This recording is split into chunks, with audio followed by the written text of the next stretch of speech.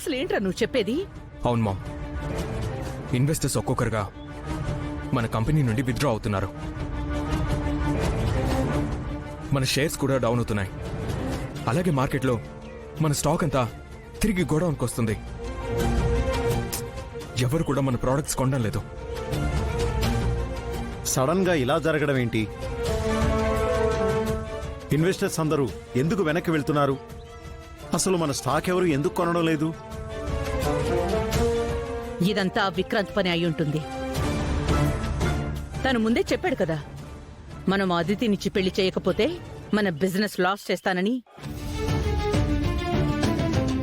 మన నుంచే రెస్పాన్స్ లేకపోవడంతో విక్రాంత్ నెమ్మదిగా పావులు కదుపుతున్నాడు.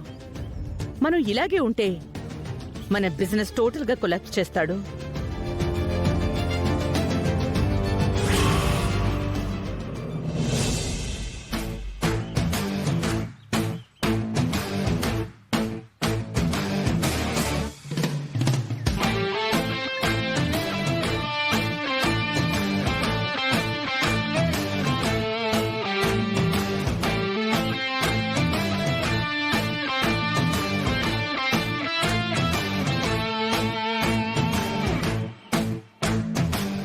ఏంటి, నేనేదో దెయ్యాన్నట్టు నా వంక అందరూ అలా చూస్తున్నారు?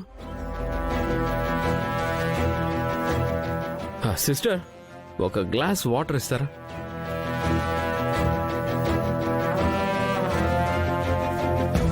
Thank you sister.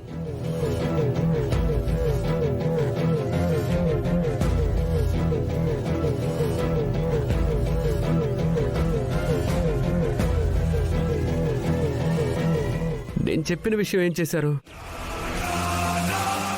పొద్దున్నే పంతులు గారితో మాట్లాడతాను.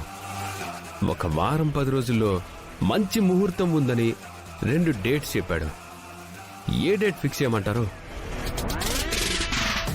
నిన్ను తొందరపడద్దని చెప్పాను కదా విక్రాంత్. మాకు కొంచెం టైం కావాలని అడిగాం కదా. సారీ అంకుల్, ఇంకా వెయిట్ చేయలేను. నేను చెప్పాను కదా, వెంటనే మా పెళ్లి జరిగిపోవాల్సిందే. ఎవరి పెళ్లి?